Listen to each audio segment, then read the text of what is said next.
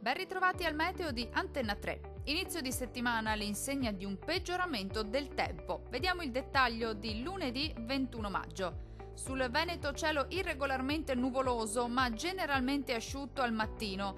Dal pomeriggio prime piogge sul Vicentino e sul Veronese e dentro sera un po' su tutta la nostra regione, con temporali anche di moderata intensità.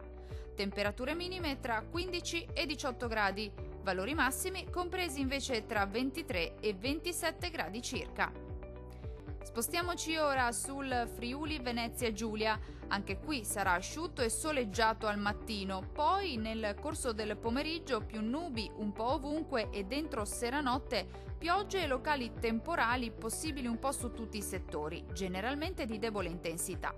Temperature minime tra 14 e 16 gradi. Massime in aumento comprese tra 24 e 27 gradi circa. Situazione simile sul Trentino Alto Adige, dove ci sarà il sole nella prima parte della giornata, aumenteranno le nubi invece col passare delle ore e dentro la serata arriveranno i primi acquazzoni possibili un po' su tutti i settori della nostra regione. Le temperature minime si attesteranno sui 15 gradi. I valori massimi invece saranno compresi tra 24 e 25 gradi. Dal meteo di Antenna 3 per ora è tutto. Arrivederci al prossimo aggiornamento.